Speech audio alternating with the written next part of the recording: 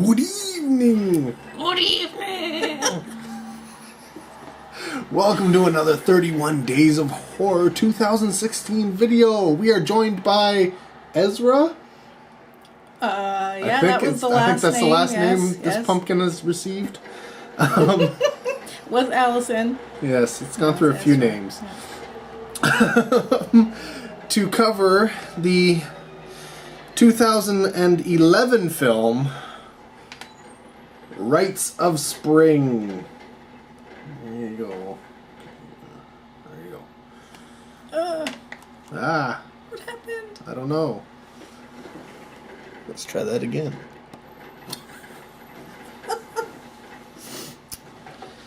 Yes, this is a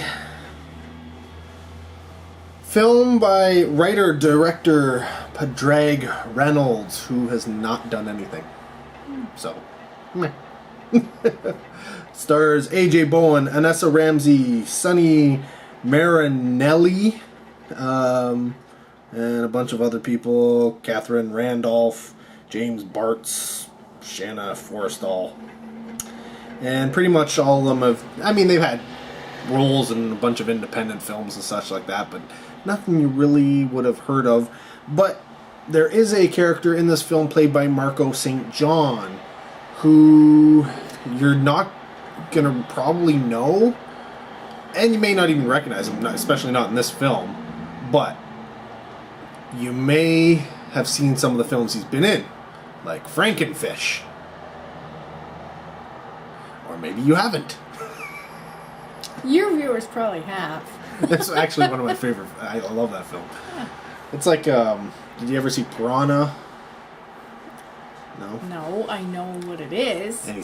Or the remake of Piranha, or any of them? No? Why would there be a remake of Piranha? Wait a minute, Thelma and Louise? Yeah, he was the truck driver. He's known as being the truck driver for Thelma and Louise. This is an IMDb. This is what he's known for, right? But no, I mean, he's been in a slew of things. He's an older gentleman, so he's been acting for quite a long time. But, I mean, and it's quite a few things, like Shadow People. He was in Shadow People, if you saw that.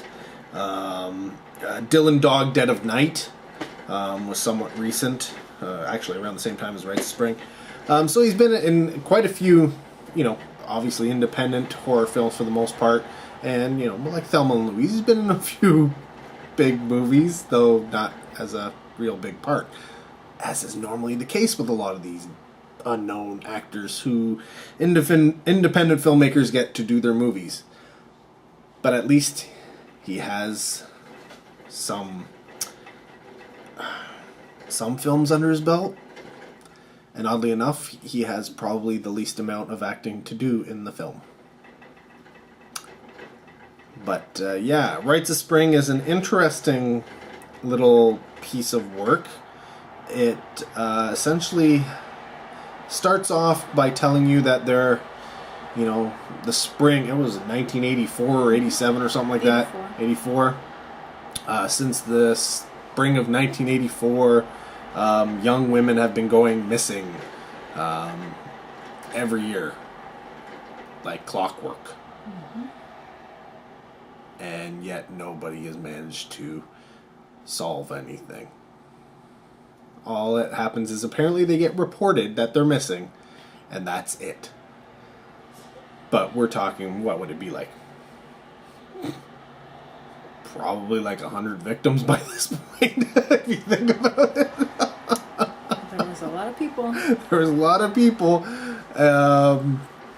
And so I found that a little odd that, there wasn't much made of this whole idea other than the fact that that's how it's introed into the film. And then we start off right off the bat with two women getting kidnapped.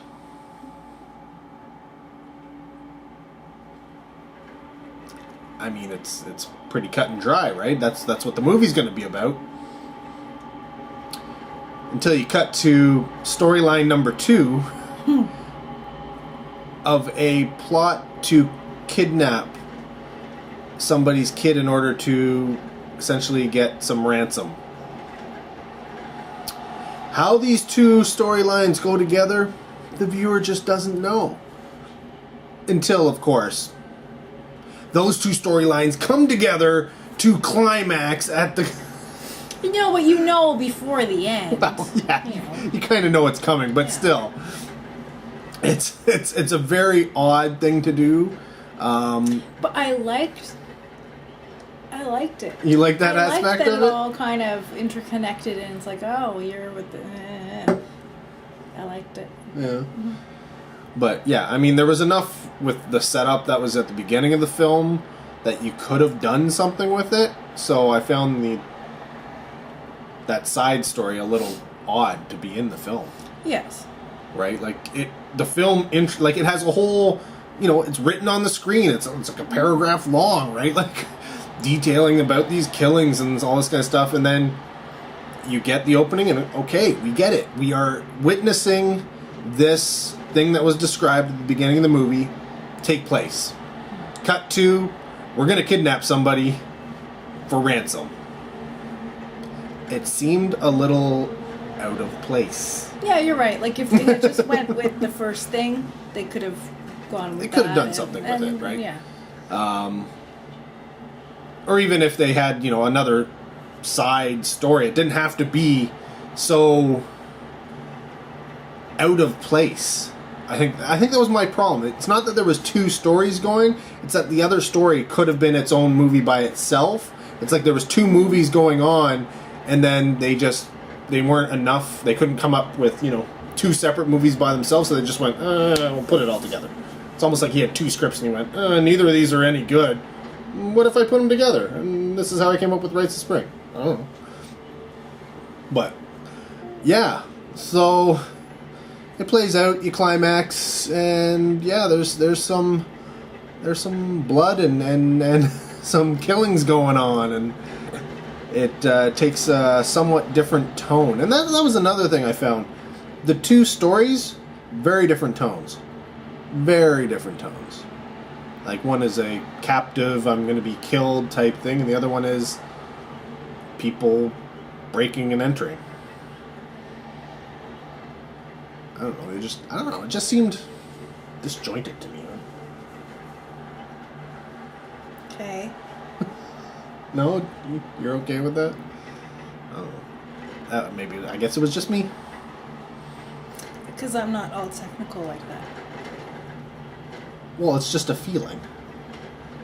It's a technical feeling. You either feel it or you don't feel it. But yeah, so all in all, I found the film itself to be okay. Technical wise, it looked alright. The sound wasn't great, but it was adequate. It did the job. I mean, nobody seemed to be, talking like they were in a kung fu movie. Where you clearly overdubbed and it didn't really work with the scene type thing. No, it seemed to be all in camera, I would think. Then you get to the whole Rites of Spring portion, and that gets explained, and you climax this film, and you get the creature. There's a creature of sorts. What did you think of that guy?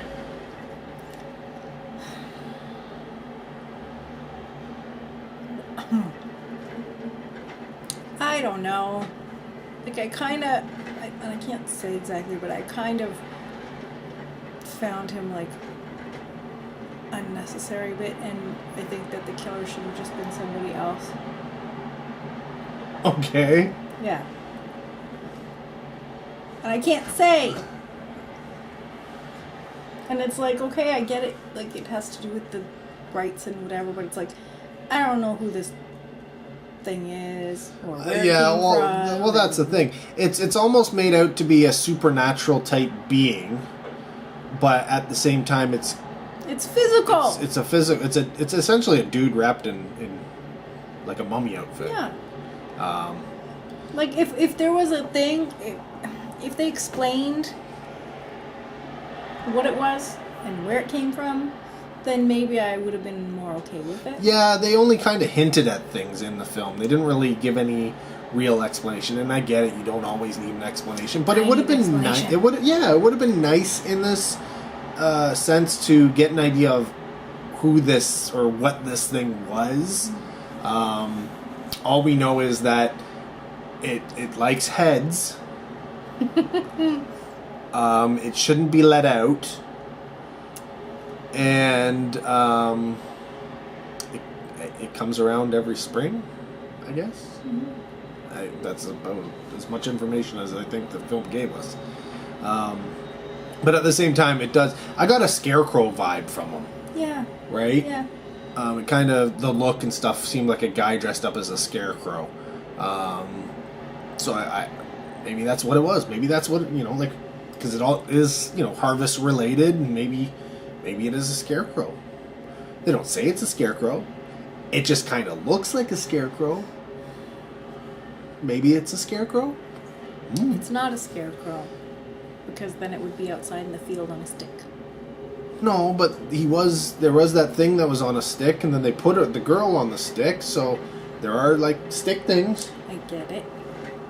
It is a motif in the film. I get it. Was there anything that kind of stuck out?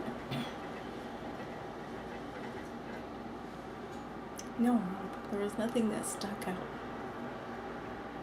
No? Nothing you want to comment on? No, I just have overall feelings. Okay, like what? I liked it. Oh, she liked it. Wow, I wasn't expecting that. I was not expecting that. Wow. Yeah. No, I'm not saying it was like a really great movie or anything. No. But compared to, most of the stuff we've been watching, I liked it. Because there was a couple little parts that I was like, oh. And then there was like a little twist and turn thing. I was like, Okay. No, I'm not saying this is like a really great movie. But if this was the first movie we watched, what would you think? I still would have liked it. Yeah. I was okay with it. I think the fact that the kill, there was a good amount of kills going on in the film, and they didn't shy away from them. Helped. I didn't care much for the story itself. It was pretty weak. But whatever. If you can get to the point where you climax and people are just dying, I'm okay with that sometimes. I don't need anything else. No, and this is the thing. Like, near the end, it's not like I had emotional attachment to anybody or anything. No. In fact, you commented you wanted... Essentially, there is a final girl. Yeah. And Lesley wanted the final girl to be finalized. Make me sound bad. Well... But,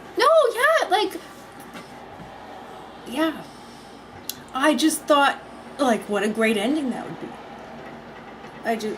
That should have been the ending. Yeah.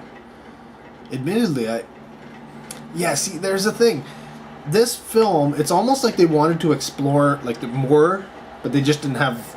Obviously, they knew they didn't have the money or the time to do it. Mm-hmm. Because, there's a scene where they get to a gas station. Right. And, it's obviously a local. Well, they're all locals. But this local is just, not having it. And it kind of makes you think, are they involved?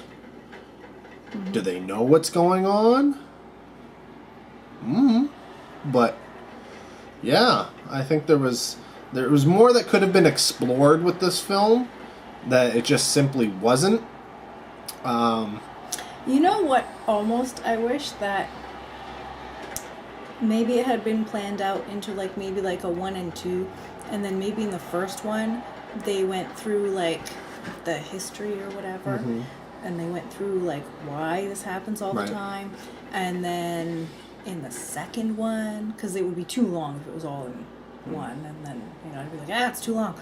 So then in the second one maybe there's this thing we're gonna kidnap, blah blah blah, and then it like goes back because you know how sometimes they. Yeah, you know what?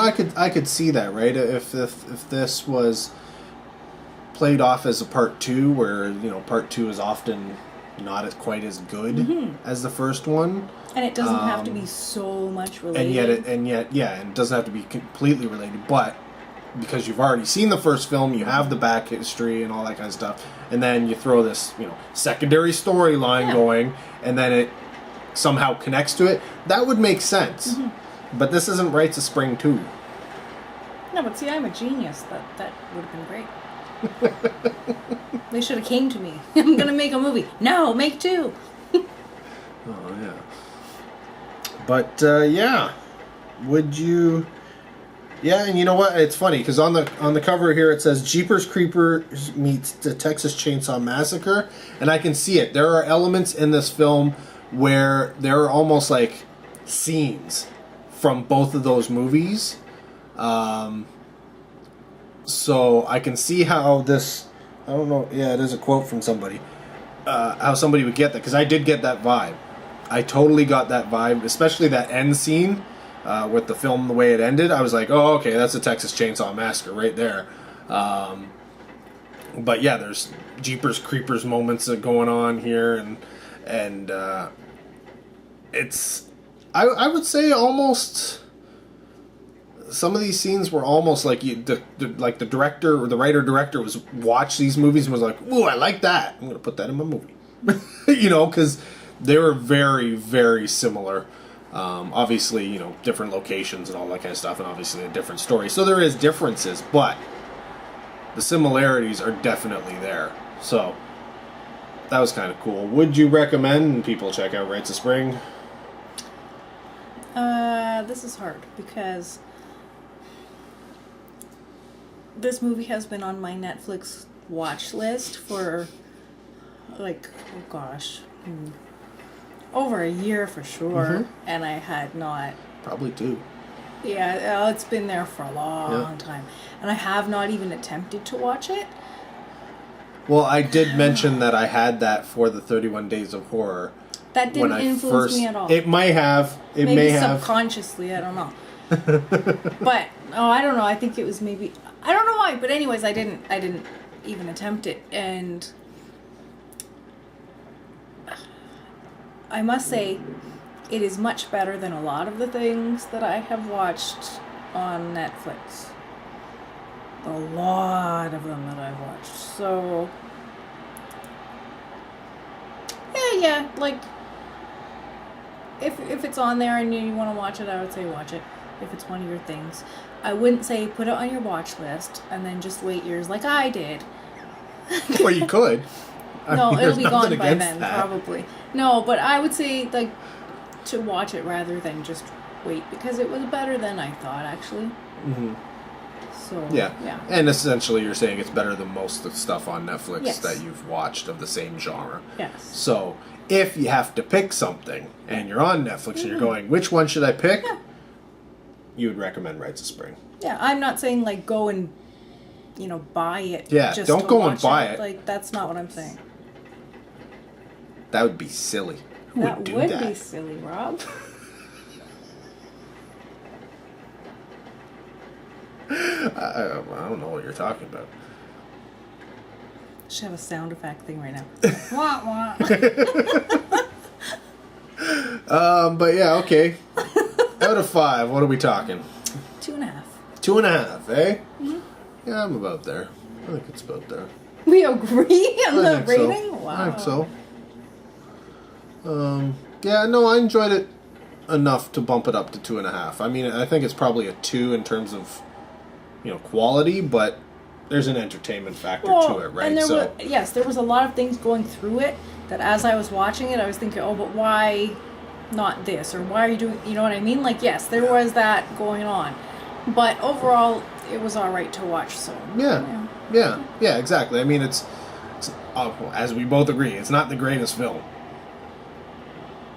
In either aspect, technically or entertainment-wise. But it manages to do what it wanted to do relatively well, and we didn't fall asleep. No. I think that's the key.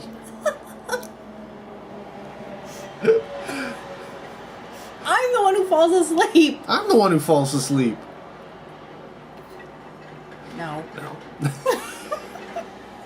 Anyways, yeah, that is Rites of Spring for the 31 Days of Horror. If you have Netflix or Canada Netflix, I don't know if it's on the US Netflix, it may be.